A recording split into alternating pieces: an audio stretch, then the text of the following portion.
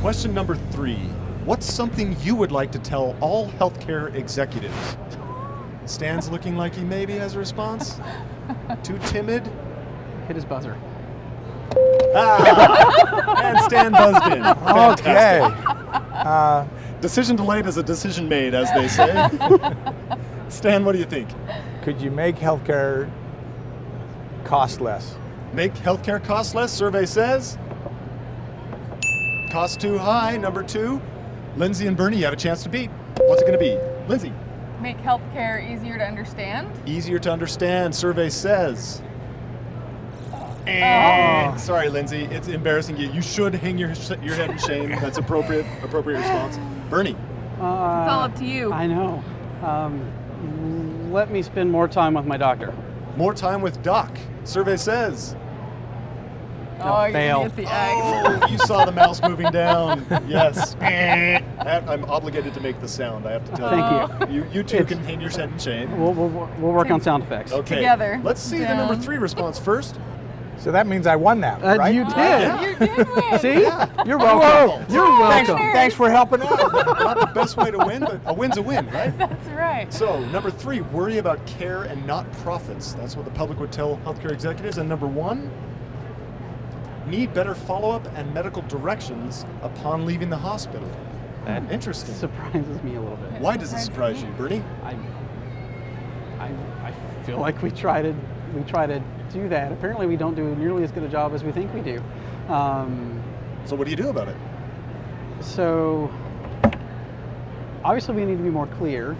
Probably need to employ and make sure that we're all reliably employing some really good strategies to help patients understand this is what's been done.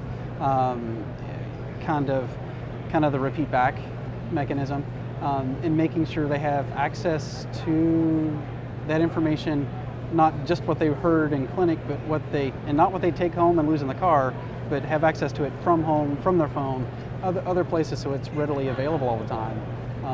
That's a great idea. That might help. How else could you use technology, contestants, in order to educate patients better? I know something that we've been doing is actually bringing their take-home medications up to the room before they leave so that we can explain to them, showing the actual medications that they're going to take home, how they need to take them. Maybe if we could electronically send the notes from that inpatient stay, which I think that we're doing now, to their primary care physician and ensure there's follow-up, and maybe we also do that follow-up, maybe that would be something that would help round that out in a more holistic way. Yeah, it's a good thought. Stan, any final thoughts on that? Well, I'm surprised by that answer, because I would have went to the other end. I would have said, help me get to see the doctor when I need help, not a week from now, or not a month or 2 months from now. Yeah. Which for some specialties now, it's taking that long to get in to see somebody. Yeah. And I think that's sort of, healthcare delayed is healthcare denied. And we've got to work on making rapid access and make changes in the system so that people can get in to see a professional when That's a they great need comment. the help. Do you think that telehealth technologies can help with that, Stan? I think it could, with a lot of, just a lot of routine things, where you just want somebody to say, somebody gets banged up, do I need an x-ray from my ankle, or, should I just Tough wrap for a it, few days. put some ice on it, or, Yeah. or I think some mobile technology and things, I can well imagine that if it hasn't happened already, you could have an app where a parent could put, a little camera into the ear, and the doc could look at it and say, well, that's serous otitis, give them some Benadryl, don't bother to come in. Lots of things like that. Good thought. That would be very helpful. Get that in front of the patent office. Good one. So Get in front of our developers. interestingly, that does exist. That does exist. Old We news. missed it. Old You know news. what? But I thought don't think it's invented the publicized. harmonica I don't think years it's ago. publicized really well, and the market. One company in particular I know of that's doing this. I have their product to use and show from my iPhone in the clinic, which parents really appreciate. But they market a cheaper version, but it's still pretty pricey to parents. But the whole idea of that was load an image up and send it to your physician and see what they say.